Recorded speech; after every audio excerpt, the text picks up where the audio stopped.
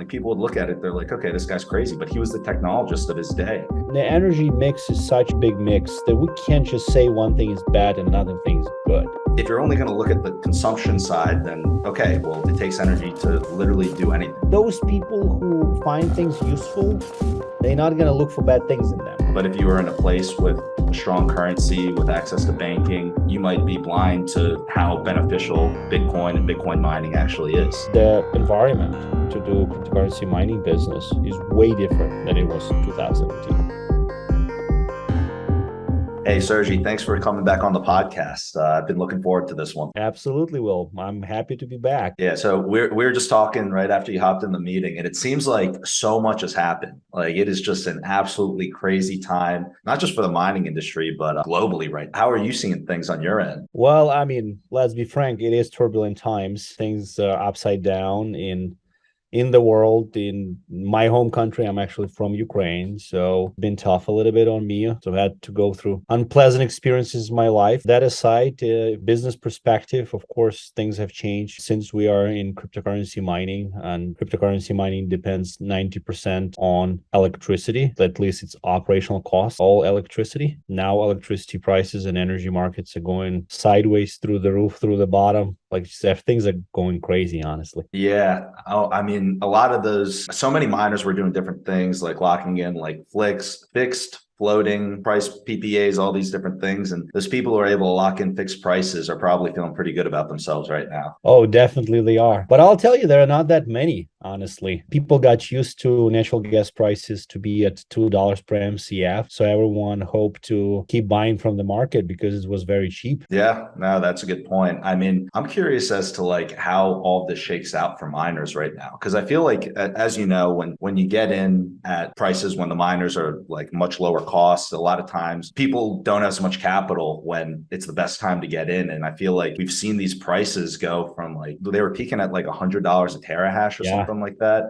And now, I mean, what prices are you seeing nowadays? It's like, I mean, I'm seeing rigs that were costing like 10 grand going for like 2 grand. Yeah, well, everything has changed. But, frankly saying, I've seen this before. We've been on the market since 2017, and we did experience the crypto winter of 2018, 2019. The only big difference is that at that time, natural gas prices, they were almost all-time low at $1.52, which of course made the electricity prices to be low. Nowadays, though, we have very opposite situation where the power prices are very high, and that makes cryptocurrency mining very tough to do at all in general. So what we can see is, of course, big pressure on manufacturers and resellers of cryptocurrency mining equipment. I have seen prices as low as $14, $15 for S19. Frankly saying, in my opinion, that's a reasonable price. And I think there is more room. We should be around $10, $12. That's where everything should have been. Let's be honest, in the last year, there has been so much money deployed into cryptocurrency mining equipment that now people are sitting flooded with that equipment, not understanding what they're going to do. Goal of our company was always to invest money in infrastructure versus buying equipment that depreciates so quickly. Because at the end of the day, you can have all cryptocurrency mining equipment in the world, but if it's sitting in your warehouse, it's called pallet mining versus Bitcoin mining. Yeah, just mining dust if it's just sitting there. Exactly. So, I mean, in terms of like planning it, because this is something where even when you've seen the cycle before, and I myself just went through this, is you almost get drawn into the hype when everything's going well. There are all these good headlines coming in, and I mean, you just see a lot of people who haven't been in mining just getting burned and then having larger debt than the actual miners are worth. I guess, like, from your perspective, how do you kind of like deal with it in those different cycles? Like, is there a type of way that you approach the cycles, or do you think about it when you're in the middle of it? Like you mentioned, one thing is like you guys are out there focusing on infrastructure, which I think is great, because at the end of the day, whenever you do have those busts, people who have the infrastructure, they're in a very, very good spot. On the other hand, though, it's on the mining side, if you've got that equipment and then the price starts shooting up and you own that hardware, then you're feeling pretty good because you could have just doubled your money in hardware if you're on the other end of that. So I guess that's just to say is like, how do you kind of think about the approach to mining and understanding that you're in a very volatile business? Yeah, well, it is, first of all, very, very tough to understand where the market going to bottom or where it's going to up. I'll be frank, when Bitcoin passed 20 grand a couple of years ago, basically having new all-time highs, I was kind of worried a little bit. I was not sure where we're going to stop. I thought we're going to be around 20 to $30,000 for some time. And then we were like after 30, then we like 40, 50, 60, like everyone was losing their mind, me including. I was like, I mean, it has to stop. And then it's kept going, kept going. I was like, maybe it's not going to stop. Maybe it's going to keep Yeah, it's going. like maybe it'll be a super cycle. Who knows? Right. But look, there's so many events that influence the price and influence that, right? Well, we have to keep in mind that we went through double swan event pandemic where not only a lot of people got sick, but from economic perspective, people were working from home. So a lot of folks got involved in cryptocurrency during that period of time. In addition, there was so much money has been distributed to the system, which of course went to cryptocurrency as well. So there are so many things that come into play in this period of time within this super cycle. So I think we're kind of where we're supposed to be. Maybe not that much, but in terms of what do we plan or did we plan? Of course not. Let's be honest. Like, how can you plan that this is going to be bad? Of course, we do have some certain ways of managing our cash flows and managing our business. But the market was so good, such a long period of time, that I mean, you couldn't imagine things go bad, and you definitely couldn't imagine the things to go this bad. And they wouldn't. Honestly, they wouldn't. War in the middle of Europe influenced things a lot in terms of business economy in general. And the shift in the paradigm of energy market, it changed completely. We've been talking about transition to solar and wind for such a long time. And with this current new administration, I mean, it was like a done deal. And here we are. Figured, oh, actually, we need some oil and gas for a little bit longer, right? So now that's a big shift. But when you talk about shifting energy markets and start from, being super green and doing solar and then moving to natural gas, you have to understand that no oil and gas investor are going to put money into something if they don't believe it's going to last for some time. Not that many people really want to invest. They really don't want to shift and invest in oil and gas. It's like, we'll just wait a little bit. We'll see what happens. So on our end, I mean, our play has been always energy. We have always looked for lower prices, be it in self-generation from natural gas, be it stranded locations with the stranded power and substations. We've always been looking for this type of power, and we're still looking the same way. But I'll be frank, it caught us off guard. It is really crazy too, because what you had mentioned, when everything's going very good, you almost feel like you're leaving money on the table if you started Oh selling it yeah. and was doing what would have been at that time the more fiscally responsible thing to do, knowing how things play out. But hindsight's always 2020, and that's, I think, one of the things that makes our industry so exciting. I feel like I'd almost get bored if I was if I was in a normal industry. We all waited for crypto winter, right? Like those people who've been in it, they're like, okay, it's coming, it's coming. And then it's like new thing, NFT hype, then another hype. And it's like, oh my God. And then more regulation, good regulations, then more companies adopting Bitcoin. It's like, maybe we're done. Maybe we're done with crypto winners. Yeah, I'm curious. My view has changed on this many times, but are you guys focused on just Bitcoin? Or are you guys doing like Bitcoin and other types of mining, or how do you view, I guess, everything outside of Bitcoin? It's a good question. Well, we were in crypto winter in 2018. We always were thinking about getting into different type of computational process, like AI training, data mining, all that stuff that can be done with GPUs. We've never did go in that direction because, I mean, it's totally different business. It's way more sophisticated business. You need different type of talent, so we kind of focus more on building infrastructure and securing power as much as possible. So currently the company is focused on specifically Bitcoin mining. We never on a grand scale, of course, mined any other cryptocurrencies. We tried in lab environment to mine Ethereum when it was still possible, and Ethereum Classic and other coins, but today it is Bitcoin only. And I think it's a good bet. Cryptocurrency such as Bitcoin is very much adopted. We have more and more positive news coming out. So I think, we'll have that separation of Bitcoin from other cryptocurrency very soon.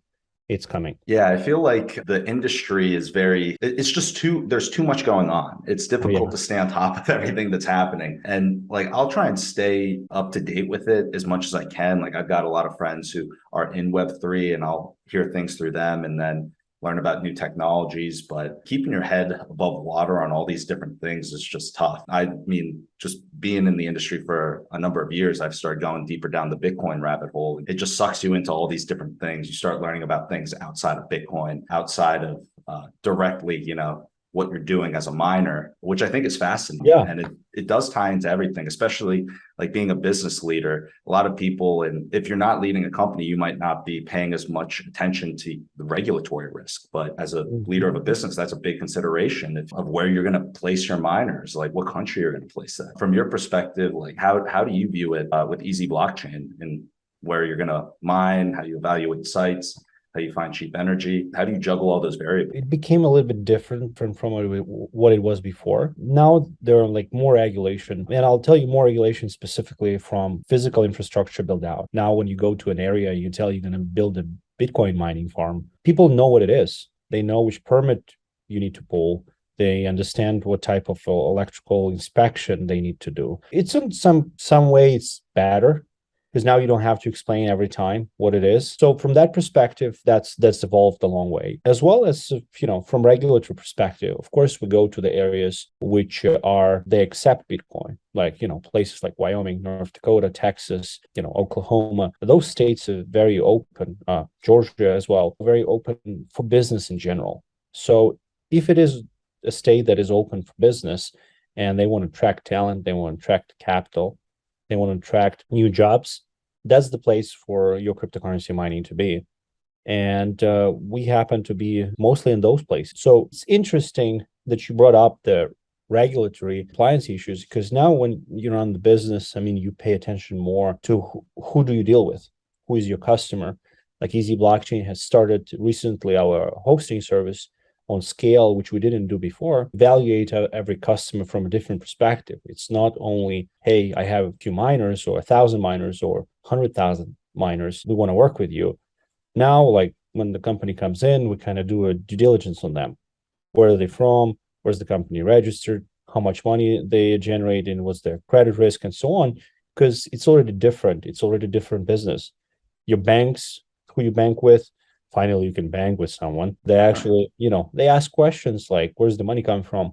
And I think it's good as long as it's kind of on a reasonable level when we don't get to the point that everything is questioned in this business. But I think we went a very big way so far. The environment to do cryptocurrency mining business is way different than it was in 2018. Oh, it's kind of crazy thinking back to that time. I mean, just you mentioning being able to go and actually have people know what it is when you mention it, you're having a lot less of those intro conversations. Because at the end of the day, too, the people in energy, they got to pay attention to this. It's almost becoming part of the business on the energy side, and just the way that it interacts with the grid, and then just all these different structures and ways that you can. I just spoke with the CEO of Stronghold, and the way that they're managing it, they're really taking. It's a similar approach to you in the sense of they're considering themselves in many ways a big energy company, and just understanding all those nuances. You plug in this technology with mining, and then all of a sudden you can do all these other creative things with your business model that just give you a competitive advantage over any energy company who doesn't figure this out over the next like 10, 20 years. Look, it's interesting you brought it up because last week I visited the mining conference in Austin area, and I was giving this presentation about Bitcoin mining merging with energy industry. That's my pure belief that within next 5 years you will have cryptocurrency mining operations all over the place, and they're going to be on the backyards of power plants, on the backyards of oil and gas pads. Midstream companies going to install them, the solar and wind companies going to install them more and more, and it will be utilized more as a tool for energy management versus for printing coins. It's interesting too, because just the fact that you can generate value from this excess energy, and then that's portable through digital currencies, it is like a completely new technology. And I've started thinking about this more and more of, hey, new technologies, when you see them introduced, it just changes the fabric of society. Like before the printing press, it was very difficult to get ideas across to many people at once. Then all of a sudden, from the printing press to the internet, now all of a sudden you could upload, you could record something once and then spread it to anyone who's plugged into the internet across the entire network. It's just a completely different concept. I mean, just us speaking right now on this podcast, this is something that you could never have done. The Yeah, only way that you'd hear this conversation is if you were in the same room with us, right? So it just changes the way that business is done. And I would pose it as a very difficult challenge to anyone to try and start a successful business in 2020 without having the internet at your disposal. It's just exactly. you can't build a successful business in today's world like that versus who knows, like in 100 years what tools you're going to need at that point in time. Yeah, it's a good Very point. different. And I guess what you just mentioned is that type of an evolution from the mining perspective and the energy perspective. And I share that. Actually, that's one of the things that I've been thinking about. And I'm curious to hear what some of your predictions are longer term. And by longer term, I mean you see this merging happening right now with mining and the energy sector, right? We know that every 4 years you have the halving, half the Bitcoin can be Hmm. produced. So over time, it's going to get more and more competitive to mine. You know, Yeah. 5 years ago was a lot easier to mine than it is today. So you start playing that out over a longer period of time. Do you have any thoughts on what might happen? Yeah, I have an opinion about it. Look, the way I'm seeing this is that Bitcoin mining have been revolutionizing different industries. Like first, cryptocurrency miners were just mining crypto. They were revolutionizing in general internet, the way we transfer value over the internet. So that's basically the first use case.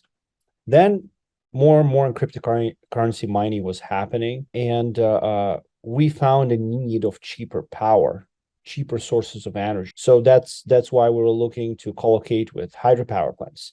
That's why there are massive mining farms, like in West Texas, where there is so much wind and solar. That's why we install mobile data centers with gas electric generators on the well pads, so we can take that flare gas and convert that into value and reduce the CO2 emissions. So I think Bitcoin mining is almost close to its peak of revolutionizing energy. And I think we are at almost the top level of optimizing usage of energy to optimize our operations in terms of cost. So then a question comes is, well, halving is happening. What happens next if Bitcoin price doesn't go up? So I think the next revolution will be specifically in ASIC manufacturing.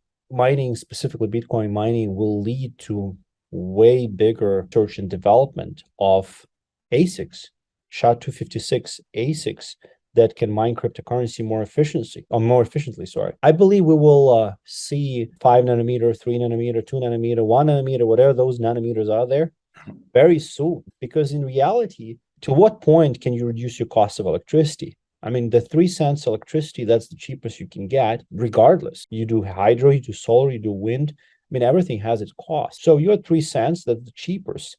But today, like if you look at prices, I mean, even with 5.5 cents, with the most updated equipment like S19s Pro, you kind of very close, right? So then Bitmain came up with XP, S19 XP, which is way more efficient, way better machine. And they moving ahead to get better machines online, create better machines. So I think the cycle of creating way more efficient equipment is coming, and that's where the revolution gonna happen, not in energy anymore. Because like we've done already almost everything with energy. I mean, we haven't harnessed, energy from, speed of asteroids probably yet, but like that's not here, right? So we are at that, top level of energy specifically. Yeah, that's interesting. I actually hadn't even thought about that. Yeah, because you have the energy coming down. We pretty much maxed that out, or the most efficient miners you've seen max that out in terms of efficiency. And then, yeah, the other variables are really the price of Bitcoin. But if you're assuming that the price of Bitcoin is not going to be shooting up, then really the final variable is okay, the hardware that's actually involved in that mining. And actually, to validate with your point with trends that we've seen in the past, we've consistently seen this cycle over and over again where the equipment gets a lot more efficient. But yeah, unless there's some other crazy form of harnessing energy that we haven't heard about yet. Yeah. Yeah, No, I mean, human beings shouldn't be underestimated. We can come up with so many different things, that's so especially true. Bitcoin miners, Well, Bitcoin miners are desperate people. They're always looking for something. cheaper Yeah. power, cheaper areas, you know, better environment, so you can make money. Because I mean, this idea of Bitcoin mining to be compared to gold mining, I mean, it has some merit. I would say it's similar. I mean, you like making money by doing kind of nothing, but there's so much work involved. It's like the same with gold mining. You know, you have an idea that you're gonna go and you know find some gold in the river, doing nothing, and then it happens that you stay there forever and don't get rich. The same here with crypto mining. I mean, it's a hard process. It's big infrastructure projects. Yeah, it's hyper competitive, right? Because at the end of the day, Absolutely. it's tied to the free market. So really, you got to be competitive enough to be able to compete in the free market. And the asset that you're mining is Bitcoin, which is an extremely volatile asset. I mean, I personally have very big beliefs in terms of where the price of Bitcoin will go, but especially if someone's not deep in the industry and they don't understand the long-term thesis for Bitcoin, and then all of a sudden they see their portfolio drop by 50%. I mean, that can be kind of scary. Oh yeah, absolutely. It's so. I mean, may I ask you a question? So, Yeah, what do of you think the course. Bitcoin price is going to be? By what time? I mean, my predictions, I'm going to sound like a crazy person. I Let's say got some. 2024, end of 2024. Oh, okay. End of 2024. That's a tough one because it's hard to say when exactly the bull cycle is going to come. But I think by then, assuming that it comes, I see the price going conservatively in the next bull cycle over $100,000. Like, so that's my conservative guess. I mean, Mhm. I wouldn't be surprised if it goes over $1 million, which, you know, that in that short of a time frame, it's hard to tell. But I feel like in these cycles, and then my predictions get really crazy if you start going like longer term, like 10 plus years, or like to 2035. But at the end of the day, it's just so hard to tell because the total pie for addressable market of Bitcoin, it depends if you're comparing it to like gold's market cap, like, Yeah. you know, 10 trillion, or if you're going even bigger for a longer term and you're going with this thesis of sound money and like how much of the value in the world is going to end up being underpinned by Bitcoin, right?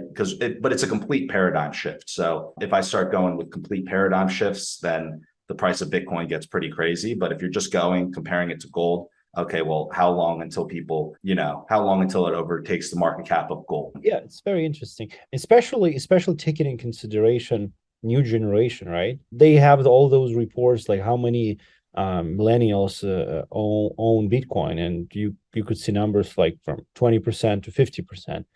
But you don't see surveys where they ask how many of the same people own gold. I think the number would be like less than 1%. That's a Honestly, I have great no idea point. how to buy it even. Yeah. I mean, it is kind of funny when you think about it. Like, how do you even get like gold ownership? Yeah, on eBay, you buy the coin that you're not sure if it's even real. That's the only way I know. Yeah, well, it also is. Yeah, that's actually funny. I, I actually, this was like a while back. I at this point, I had known like nothing about investing. I just had a friend who had been in investment banking, and I was like, I don't know what to invest in. I mean, what should I invest in? And he's like, oh, well, you could try and invest in like gold. Like, there's this gold mining company, and I just remembered like investing in it and then like having to do additional paperwork for that one investment that I had made. I don't remember all the details of it now, but as soon as I could, I sold it. I'm like, okay, I'm done. I'm done with gold. I'm Yeah, gonna do exactly. something else. So the generation going to change, and those folks who are majority owners of gold, I mean, they will be gone, and then they're going to be new generation, and that new generation, I mean, wouldn't care about gold. Yeah, that's true. I mean, when you look at why gold has the market cap it does, it's like, okay, well, yes, it's used in like jewelry, other types of But use that's not what cases, it used but to. Yeah, it's an exactly, asset. it's Yeah. such a small part of the utility. So I think the last number I heard was, I believe it was 30% of the total market cap, which I think might be generous, is for actual utility purposes, whereas 70% of it is just people saying, hey, you want to protect your wealth, you want to store value, rather than you can diversify your wealth by holding some. And that's what makes up 70% of its market cap, is that the store of value narrative. Now, Bitcoin, there's of course utility to have a digital asset that you can send peer to peer around the world. Oh yeah, that's If you want to transfer $10 billion worth of gold, it's going to be very expensive. If you want to transfer $10 billion of Bitcoin, no problem, easy, right? So there's clear utility in that alone. But then you also have the problem of people trying to protect their wealth, and that 70% of gold's market cap, the store value narrative. I think that that is one where Bitcoin blows gold out of the water because all the characteristics that you need for store of value, Bitcoin is just far, far superior to gold in. So I think that the younger generation, to your point, understands this, at least to a certain degree. Being digitally native, you grow up, you can just see, okay, well, I don't care about like this mineral or asset or rock or whatever you want to Yeah, it call it. is. I mean, it Yeah. is a rock. Yeah. I'd much rather hold it in something that actually is useful, like Bitcoin. And eventually, those people are going to grow older and own the wealth of the society. Exactly.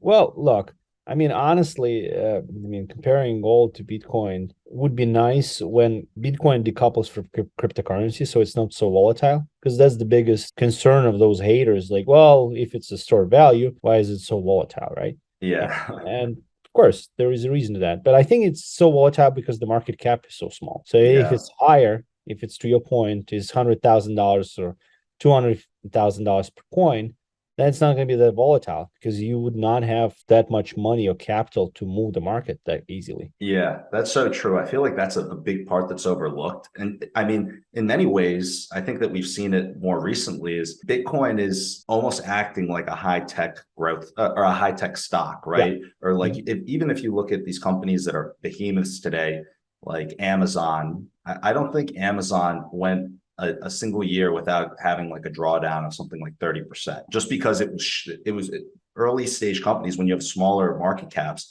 there's just a lot more volatility because it takes less money to move the Exactly. market. And so at the end of the day, like fast forwarding, yeah, when Bitcoin has a much larger market cap, it's going to be much harder to mine, but it's also going to, not be as volatile. I mean, Mhm. it actually has been surprisingly not like it has been very had very low volatility recently. Like there's Oh, been it reminds me 2018 $3,000 price. It was like yeah.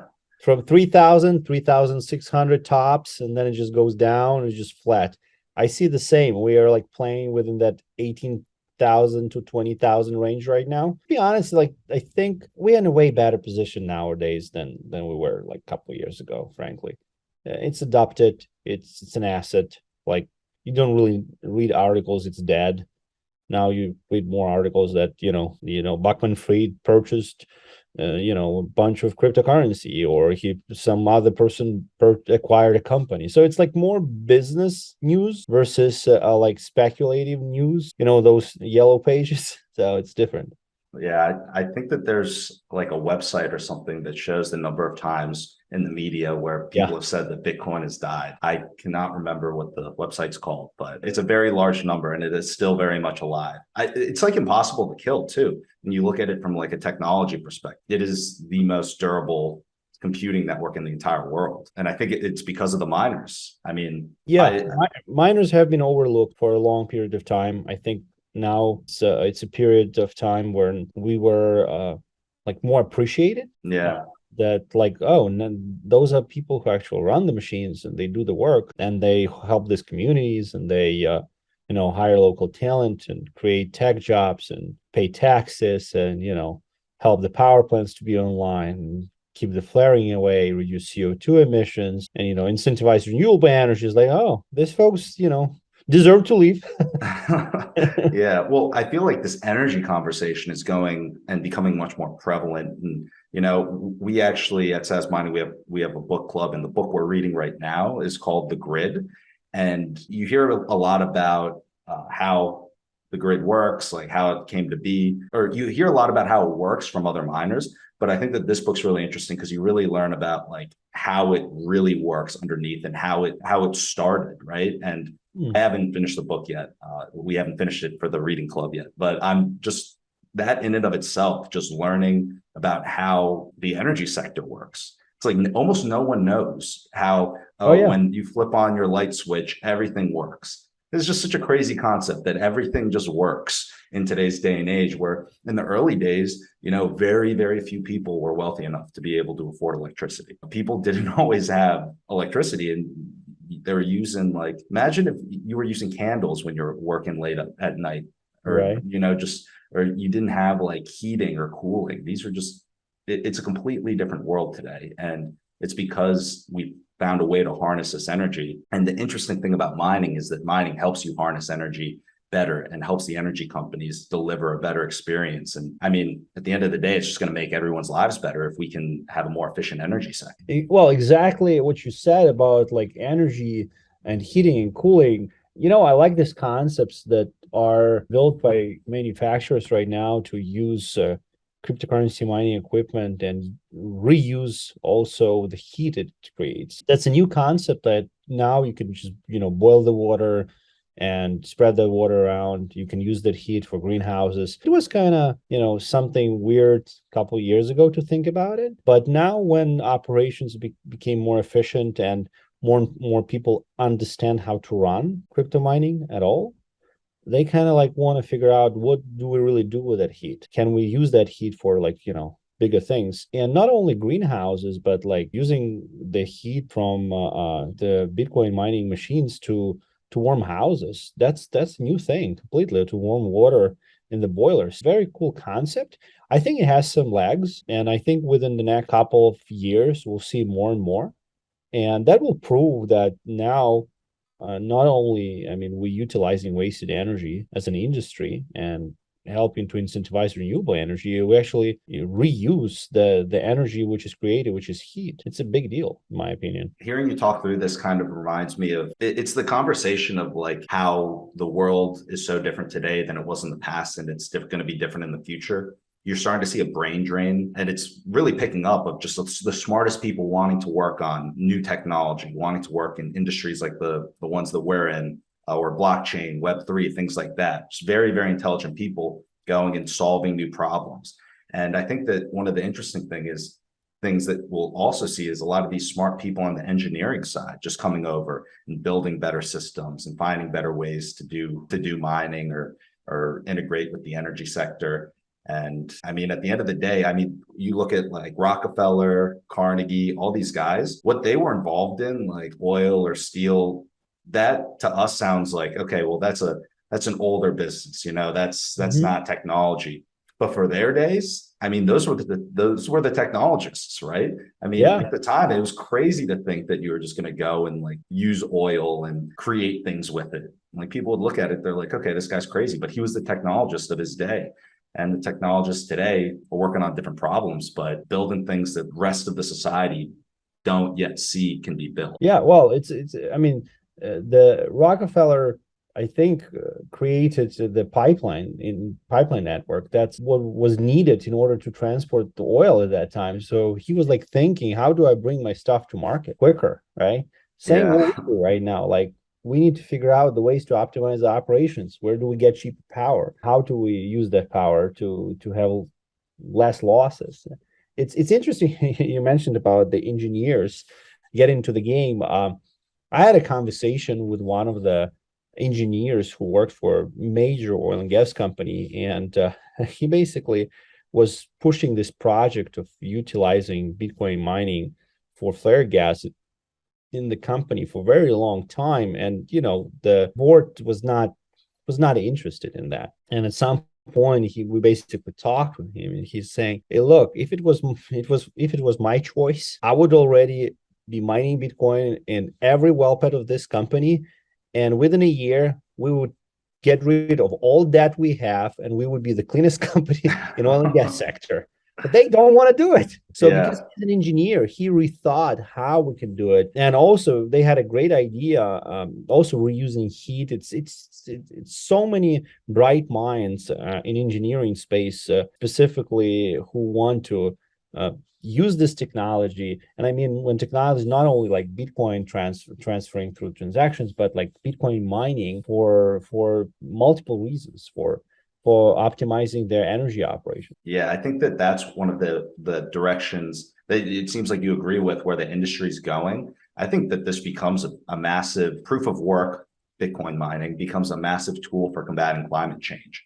I mean, if you think about just 100%. The ability to capture like methane emissions and then utilize that to generate economic value, there doesn't seem to be an actual use case for methane or a real solution to that problem outside of Bitcoin. And so I think that as more and more miners realize over time that that's the lowest cost energy, and that the incentive structure is there to have you outcompete from a cost perspective on the electricity side. The natural incentives of the network are going to drive more miners to want to pursue the lowest cost energy, which is some form of waste or bootstrapping an energy asset. And so it is kind of incredible how the conversation today around Bitcoin mining being bad for the environment is almost completely flipped upside down. Like it's just the complete wrong way to look at it. But the people who are having that discussion aren't experts in energy or mining. So it's like a bunch of people talk about something that they're not involved in, that they don't know how it actually works. Well, there's more research needs to come, to the world, and people have to read it. But it's very tough, to get to mainstream media and get quoted, or just write a good article. It's honestly, I have been interviewed very many times by major news outlets out there, and podcasters, and sometimes like you give an interview and then you read an article and it's like, guys, you just pick the things you wanted, right? Yeah. Versus us having a conversation here, me and you, and then hearing the whole piece, like, and there's like no certain things that you want to put in your narrative. Hear it out, a piece of content, read it, listen to it. Yeah, when you take things out of context, it's just so easy to completely misrepresent someone's views if you just take a small piece. Like, I mean, I'm trying to remember this story. Someone had told me about a thing where I'll just give a scenario. It's not the one that I was given, but let's say that you see two people on the street. One guy's just standing there minding his own business, and then some other guy just comes out from nowhere, goes up to the guy and punches him in the face. And you just see that short clip. You're like, okay, well, that dude who went and punched the dude in the face is like an awful person, right? Mm-hmm. But then let's say that I give you some context and be like, oh, the dude who was standing there, he like had murdered someone in that guy's family, and is a convicted criminal who should have gone to jail and didn't, right? All of a sudden, your view of that one scenario is just completely different, right? And so I think that that's like in a, I guess, a physical context, but like just like from taking a part of a podcast interview or taking part of a conversation and just cutting out all the context and giving a soundbite, you can make someone sound or seem like they're saying something that they just completely disagree with or don't believe. And that's kind of the way that media today is ingested in many ways, is that like these sound bites are with these short attention spans, which is kind of scary that narratives can be spun and used so easily to change people's minds. It's true. But, on the positive side, that's why we have podcasts like yours, like, news articles from cryptocurrency industry who are building our own narrative. Yeah. Now we figured like, okay, if we don't have an audience from major news outlets, we'll just create our own. There's a lot of people are following, the podcasters, following even the people on Twitter post, facts about cryptocurrency. I think it's getting better, frankly. It's not what it used to be, and some positive things Bitcoin mining does can be thrown away right now anymore. Like everyone can see that. Like this is not something like that you can disregard. Yeah, there are some good news outlets as well. Like, for example, especially in our industry, and maybe this is me being biased, but I think that like I just had an article that was in CoinDesk, Cointelegraph, and a couple of times Bitcoin Magazine. Like they're willing to say things that are pretty outrageous that I don't think you'd really see in the mainstream media. Like the one that was just published on CoinDesk was about this concept of, so how there used to be church and state, and they were pretty much together, and then you had the separation of church and state. The article was about how Bitcoin and sound money is going to eventually bring apart the separation of money and state. So right now, the whole concept that you have around the world is that money and state need to be one, right? The government, they issue, they print the money. But I think that if you have a decentralized sound money, that eventually you will see people realizing that you can have the separation of money and state, just like how before you didn't know that you could have the separation of church and state. Decentralization of money is a huge topic because it's becoming more and more reasonable nowadays. I mean, you can see the results of poor, monetary policies in in different countries, including the United States. Euro is cheaper than US dollar right now. I That's think so British wild. pound, yeah, I think British pound is in the same area.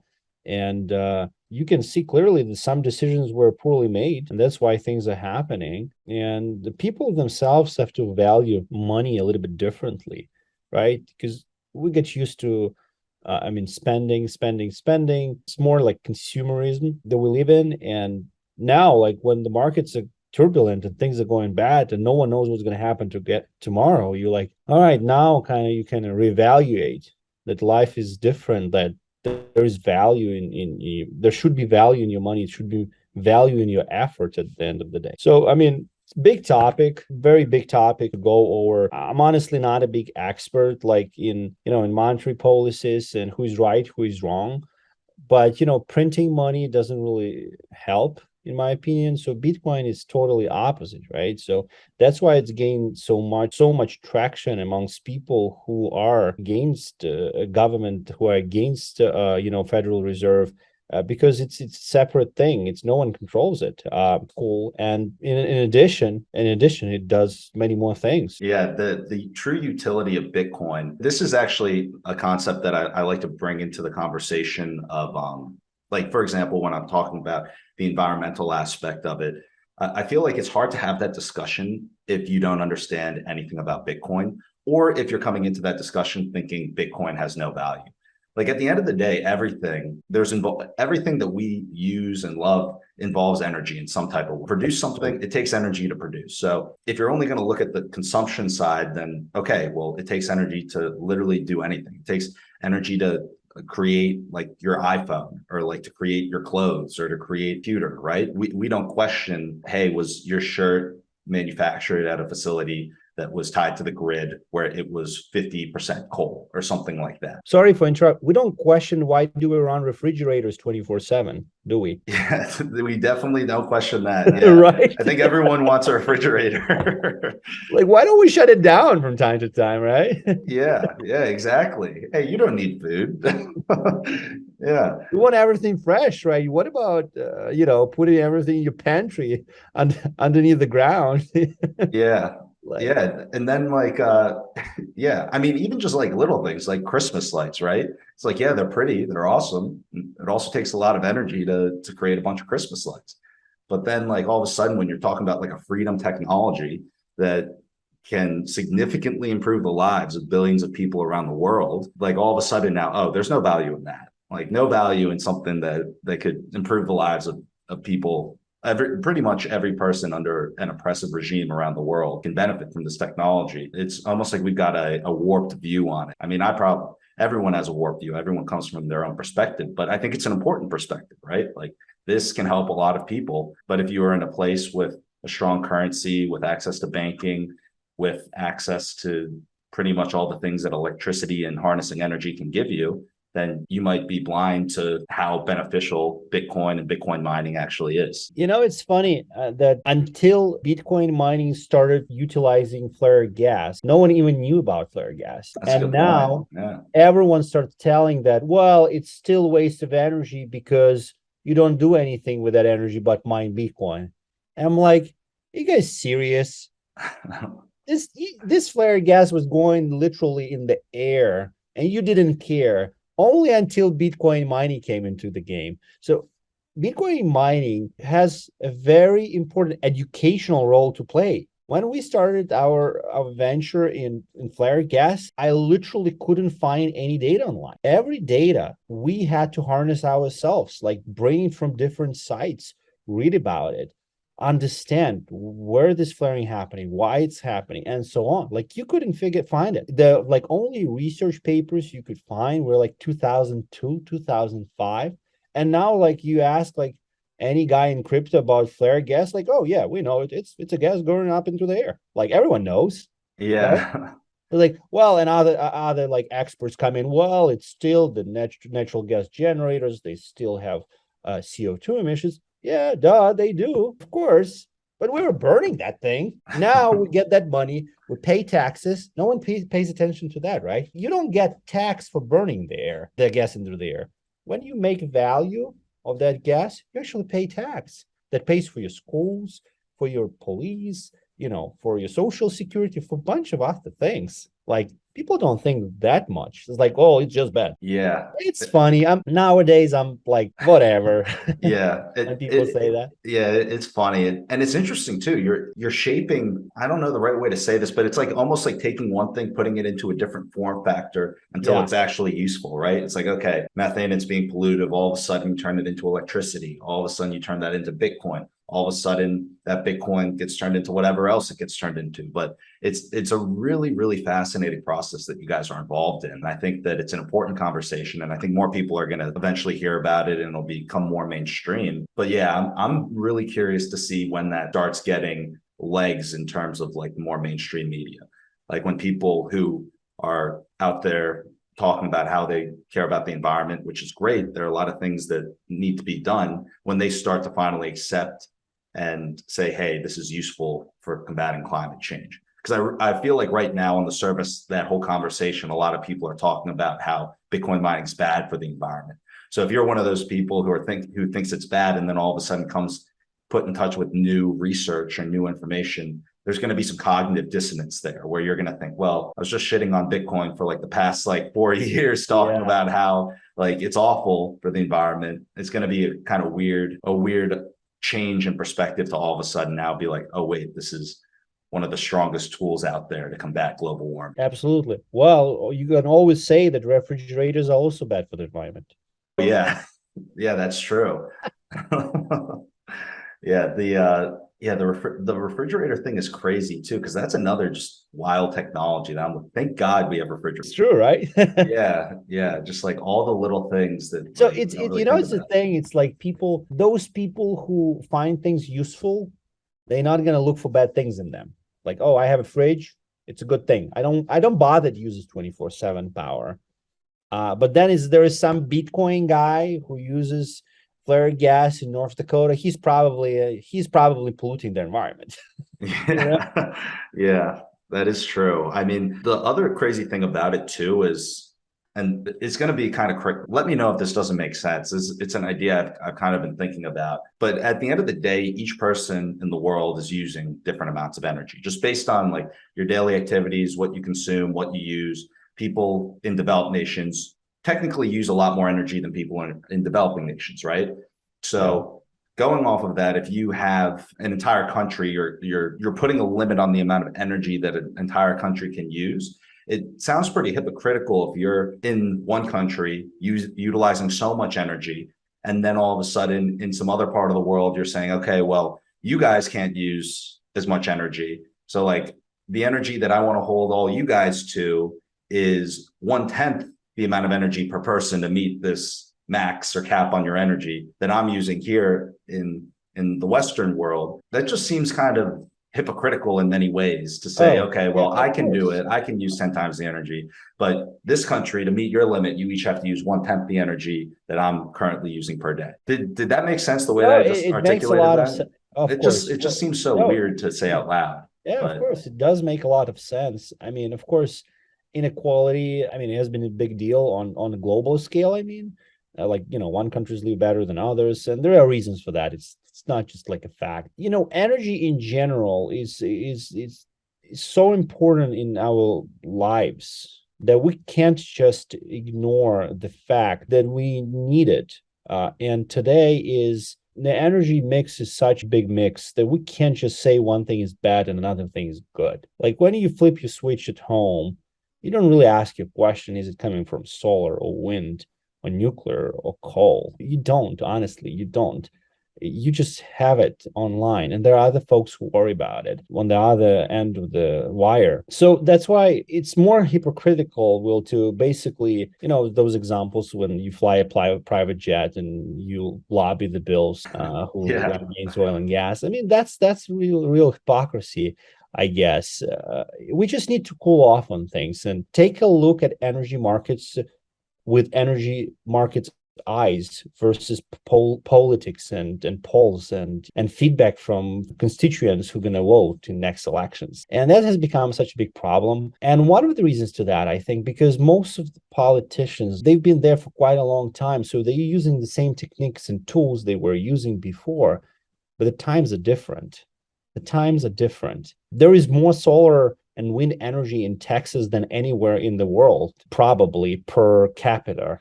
And yet, oil and gas folks in Texas are bad guys.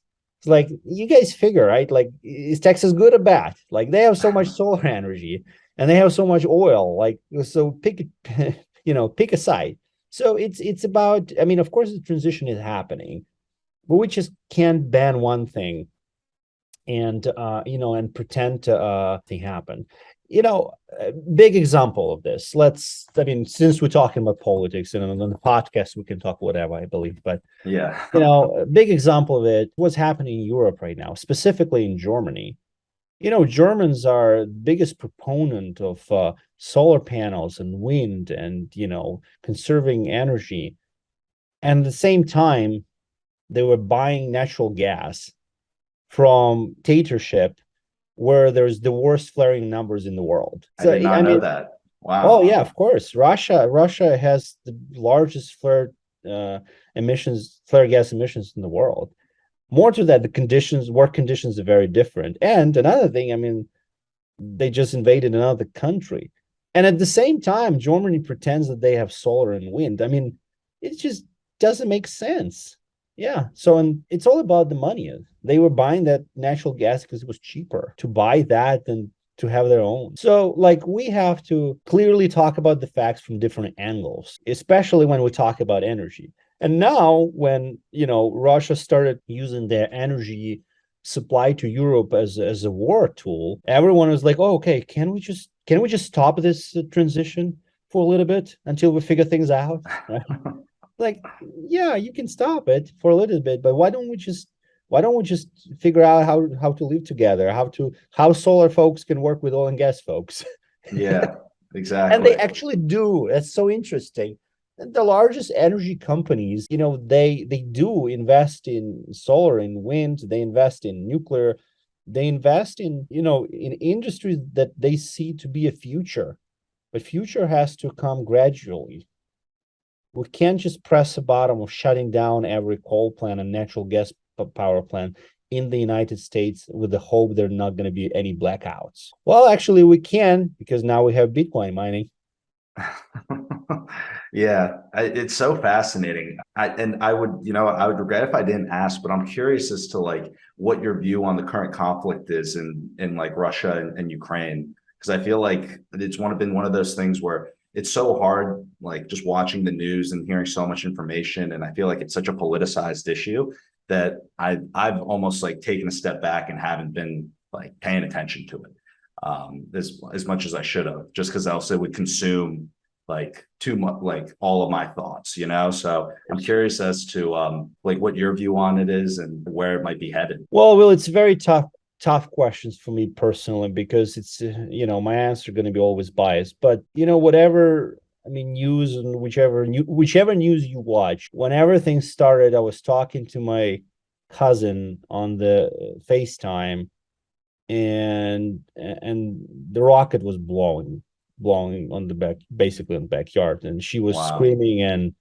and hiding. It was insanely horrible situation. And my youngest sister, she was in Kiev. She's a student on the 24th of February, and she woke up from explosions, and it was insane. So it's a huge problem. It's the biggest.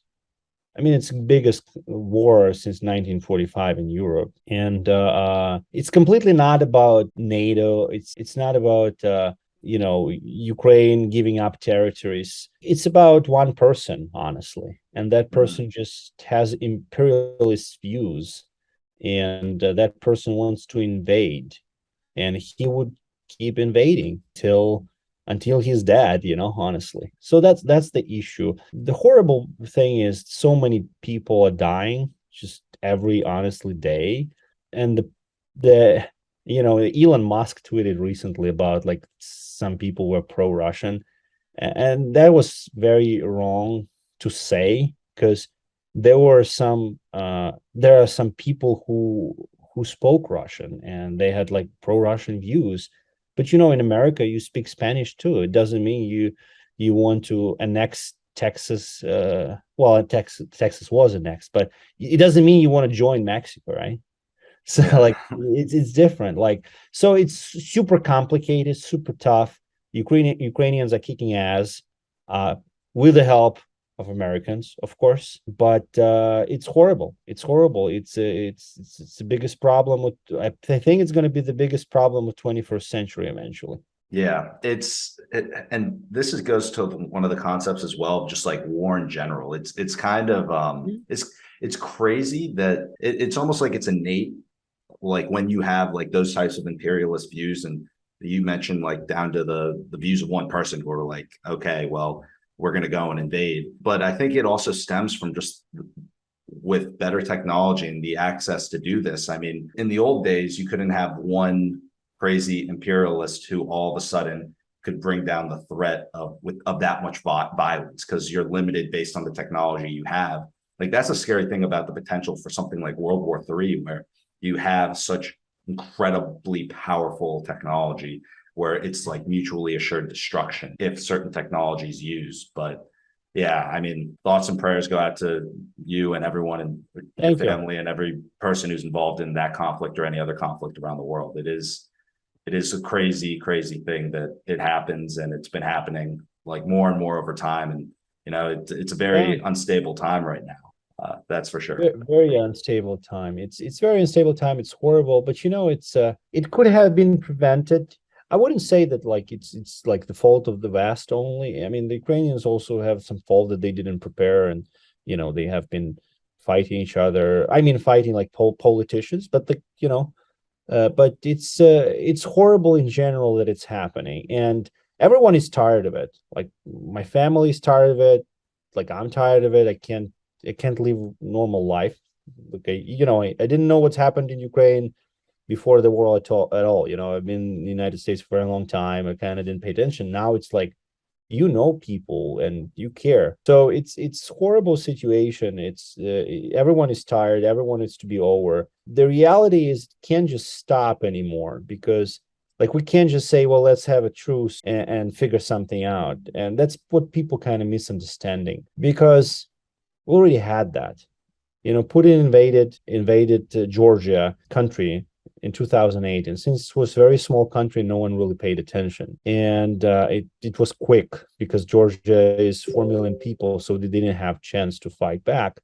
And then Putin invaded Ukraine and annexed Crimea, with a matter of days, and everyone is like closed the eyes, like it's fine. Then they started, a war in eastern Ukraine, in Luhansk and Donetsk area, and they were doing that there. And also everyone's like, okay, it's like proxy war and stuff. So people didn't really want to bother, because it's everyone has very deep relationship. Russia has deep relation with Europe. Europe has with America. It's like we're in global economy right now. So people are like, it's not good to do, but can we just close our eyes? But now it's more and more, and the guy may stop at La Manche next to that's the reality. So that's the problem people can see, and the news, the reality is actually way worse than what the news showing. Really? Way worse. Like I have, because there are other problems that you don't see. Like I have my father lives there, and it's you don't have water, you don't have food, everything's too expensive. There's no supply, no gasoline, and it's a huge country. It's 45 million people, and it's the size of Texas in Europe. So the things are worse.